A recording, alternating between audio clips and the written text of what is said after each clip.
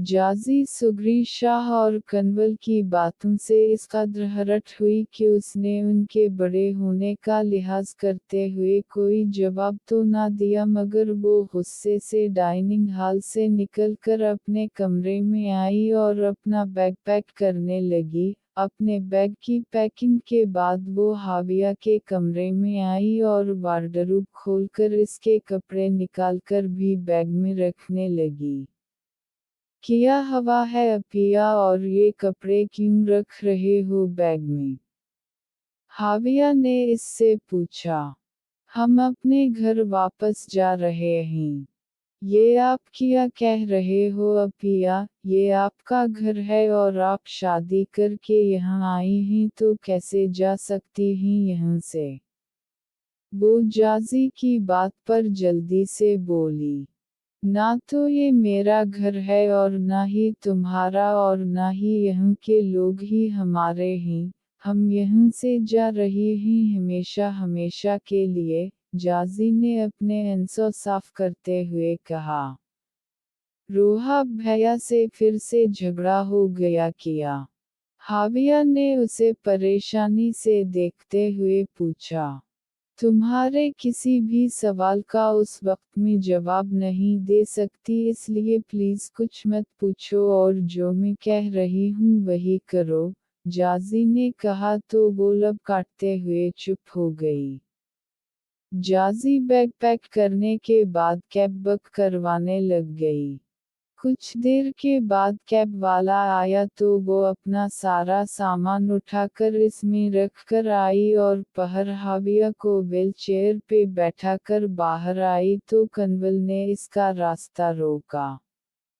तुमने बहुत अच्छा फैसला किया कि खुद ही यहाँ से जा रही हो, वरना शायद तुम्हें जलील करके निकाला जाता, फिर क्या इज्जत रह जाती।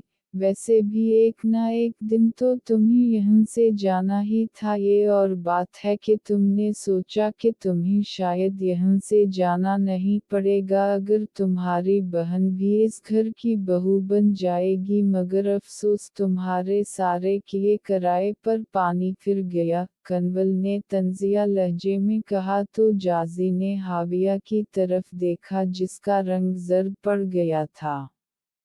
मेरी सोच आपके जैसी घटिया नहीं है मिसेस जैद शाह, और हम जैसे लोग आप जैसे घटिया लोगों के लेवल तक तो पहुंच ही नहीं सकते। तुम अपनी फिक्र करो, कहीं तुम्हारा इस घर से बोरिया बिस्तर ना समेटा जाए, जाजी ने चबा चबा कर कहा। तुम्हारी हिम्मत कैसे हुई मुझसे यूं बात करने की? कन्वल आगे बढ़ी और जारहाना अंदाज में इसके मुंह पे थप्पड़ मारने ही वाली थी कि जाजी ने बीच में ही उसका हाथ जकड़ लिया। ये गलती मत करना वरना मैं हाथ तोड़ने की सलाहियत रखती हूँ, जाजी ने कहा और इसका हाथ झटक पीछे करती हाविया की व्हीलचेयर धकेलती वहाँ से निकल आई। घर पहुंचने तक दोनों चुप ही रही थीं। जाजी ने घर आकर उसे कमरे में बैठाया और खुद सारा घर समेटने लग गई। फरवरी का सटारट था मगर बारिशों की वजह से घर में गंद काफ़ी पड़ा था तो उसे समेटते पूरा दिन लग गया और शाम को बारिश फिर से सटारट हो चुकी थी जिसकी वजह से फिजा में खनकी बढ़ गई थी। रात को साथ वालों के यहाँ से उसने 2 प्लेटें चावलों की मंगवाई क्योंकि घर में फिलहाल कोई राशन नहीं था और वो दोनों खाना खाने बैठी ही थी कि बाहर धड़ाधड़ दरवाज़ा खटकने लगा।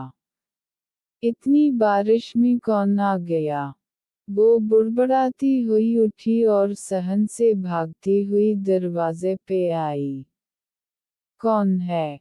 इसने दरवाजे के पास पहुंचकर पूछा।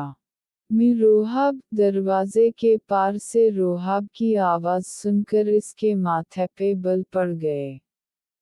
क्यों आए हो यहाँ तुम? इसने दरवाजे खोलते गुस्से से पूछा।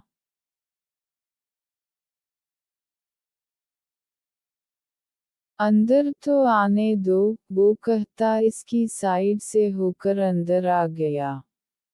जाजी ने गुस्से से दरवाज़ा बंद किया और तेज़ी से अंदर की जानिब बढ़ते रोहाब की पीठ को घोरा, फिर वो सर झटक कर इसके पीछे अंदर आई तो वो हाविया को सलाम करता चेयर पे बैठ चुका था। तुमने सारा गंदा कर दिया, पूरा दिन लगा कर सफाई की थी, वो तब कर बोली।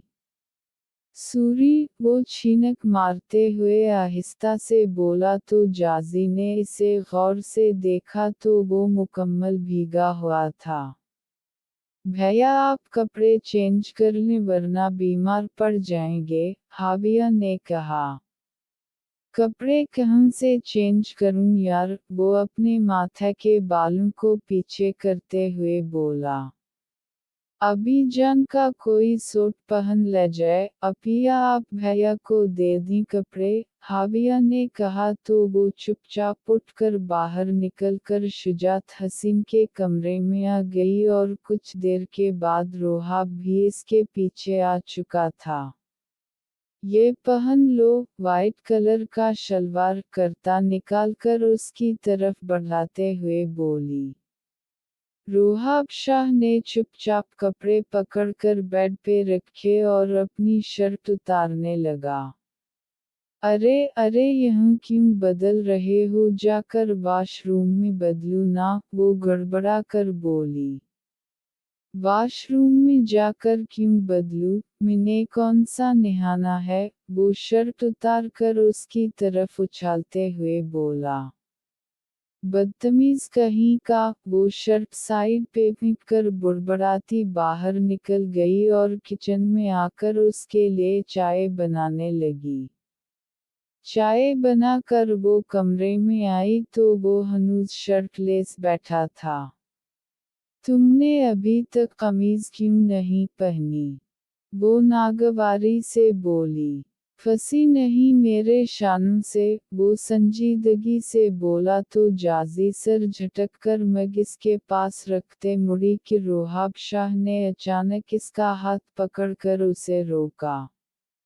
भूख लगी है मुझे तो पहले खाना दे दो, रोहाब शाह ने कहा तो वो उसे मुड़कर हैरत से देखने लगी।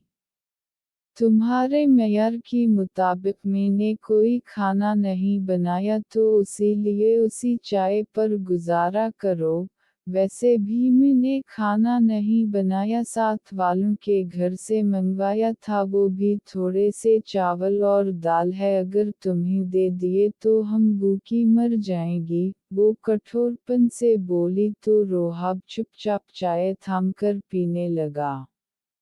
वो सर झटक कर हाविया और अपने रूम में आई तो हाविया खाना खा चुकी थी।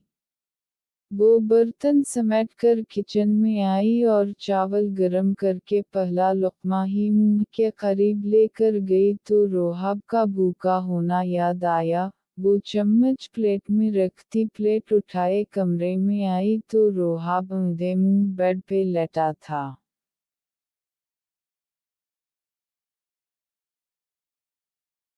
सुनो, वो पास जाकर बोली।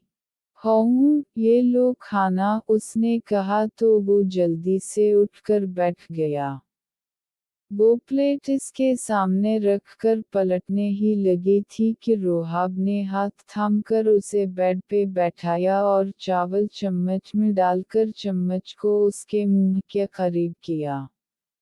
मुझे भूख नहीं है, तुम खा लो, वो आहिस्ता से बोली। मुझे पता है कि तुम्हें भूख लगी है, मैं तो बाहर जाकर खा ही लूंगा, तुम फिर ऐसे ही भूखी रहोगी, रोहाब शाह ने कहा।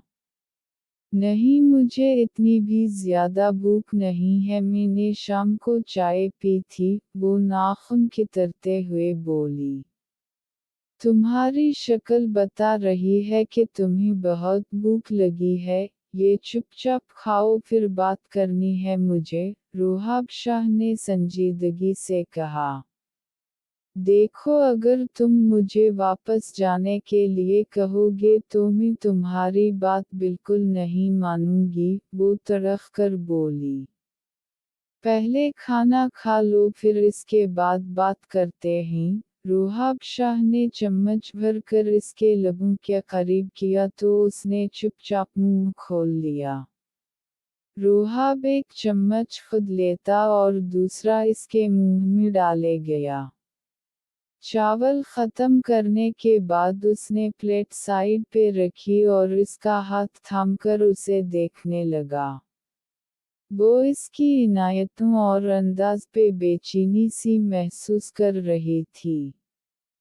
प्लीज़ तुम्हें जो भी बात करनी है जल्दी करो, वो इससे हाथ छुड़वाते हुए बोली। सूरी आज जो कुछ हुआ वो बहुत ज़्यादा बुरा हुआ है, मैं सबकी तरफ से तुमसे माफ़ी मांगता हूँ, वो आहिस्ता से बोला। जो कुछ भी हुआ है वो बहुत अच्छा हो गया है वरना ये कुछ अरसे के बाद होता तो बहुत बुरा लगता। वक्त से पहले हाविया को ये सब मालूम हो गया वरना शायद मेरी वो भी अपने टूटे ख्वाबों की करचियां इकट्ठी करती करती थक जाती। थोड़ी अपसेट थी मगर एक दो दिन में ठीक हो जाएगी, वो सपाट लहजे में बोली। हाविया बहादुर है वो तो संभाल लेगी मगर रोहान खुद को नहीं संभाल पाएगा, वो बहुत बिखर जाएगा। तुम जानती हो कि मैं उसे दुखी नहीं देख सकता, प्लीज़ अपनी अना और जिद को बीच में मत लाओ। रोहाब शाह ने इसके आगे हाथ जोड़ दिए और वो इसकी इस हरकत पे साकत रह गई। रोहाब शाह को समझना सच में मुश्किल था। वो मग़रूर शख्स आज वो कर गया था जो वो तवक्को नहीं रखती थी। बहुत ही अजीब आदमी हो, तुम्हारी मोहब्बत रोहान के लिए अलग ही लेवल की है, काश कि ये मोहब्बत और किसी के लिए भी होती, जाजी ने परसूज लहजे में कहा तो रोहाब शाह ने निगाहें उठाकर देखा। जाजी को इसकी आँखों में दर्द ही दर्द नजर आया और साथ ही इसके लबों पे जख्मी से मुस्कुराहट तैरने लगी। जाजी को वो आज कुछ टूटा बिखरा सा लगा जैसे वो अपने अंदर ना जाने कितना तूफान छुपाए बैठा था। तुमने घर कब जाना है? वो सर झटक कर बोली। जब तुम रोहान और हाविया के रिश्ते के लिए हम बोल दोगी, वो जितने इत्मीनान से बोला जाजी को इतना ही गुस्सा आया। जबरदस्ती है कोई, जाओ यहाँ से और भूल जाओ कि कभी हम मिले थे, वो तप कर बोली। आज मेरे अंदर लड़ने की हिम्मत नहीं है जाजी, प्लीज प्यार से कह रहा हूँ तो मान जाओ ना, रोहाब शाह ने कहा तो वो दंत कुचकिचाकर इस ढीठ इंसान को देखने लगी। और जो तुम्हारे घर वाले हैं इनको कौन मनाएगा कि वो खुशी खुशी आकर रिश्ता मान गए, वो नागवारी से बोली। तुम मान जाओ इसके बाद इन्हें मनाऊंगा, रोहाब ने उसे गहरी निगाहों से देखते हुए कहा। ठीक है मुझे मंजूर है लेकिन मेरी 3 शर्तें हैं जिनको मानना होगा, वो हार मानते हुए बोली। बोलो कौन सी शर्तें हैं, मैं पूरी कोशिश करूंगा कि पूरी करूं, रोहाब शाह ने कहा। पहली शर्त कि आप लोग बाकायदा रिश्ता लेकर आएंगे और दूसरी शर्त ये है कि कन्वल को समझा दिया जाएगा कि वो मेरे आगे बिल्कुल बदतमीजी ना करे वरना मैं हर लिहाज भूल जाऊंगी, और तीसरी शर्त शादी के बाद बताऊंगी, वो इत्मीनान से बोलती उठी। ये क्या बात हुई, तीसरी शर्त भी बताओ, ये ना हो कि बाद में तुम ऐसी शर्त रख दो कि मानना मुमकिन ना हो। फिक्र मत करो इस शर्त में किसी का नुकसान नहीं होगा बल्कि फ़ायदा ही होगा, वो उसकी बात के जवाब में बोली तो रोहाब ने गहरा सांस भरते हुए कंधे उचका दिए। ओके, मैं सोने लगा हूँ तो दरवाज़ा बंद कर जाना, रोहाब शाह ने कहा। अब यहाँ क्यों सोने लगे हो, अपने घर जाओ और जो करना है जल्दी करो, वो झल्लाकर बोली। आज रात में यहीं पे सोने वाला हूँ, वो इत्मीनान से बोलता तकिए में चेहरा छुपा गया। उठो, यहाँ से अपने घर चलो, वो इसके ऊपर से तकिया खींचने के लिए झपकी ही थी कि रोहाब शाह एकदम से सीधा हुआ और इसकी कमर में हाथ डालते उसे पहलू में गिराता इसके दोनों बाजू जकड़ते इस पे झुका तो जाजी ने घबरा कर आंखें जोर से मैच लीं। जारी है। आप सबकी ढेरों दुआओं का बहुत शुक्रिया। चैनल ज़रूर सब्सक्राइब कीजिएगा।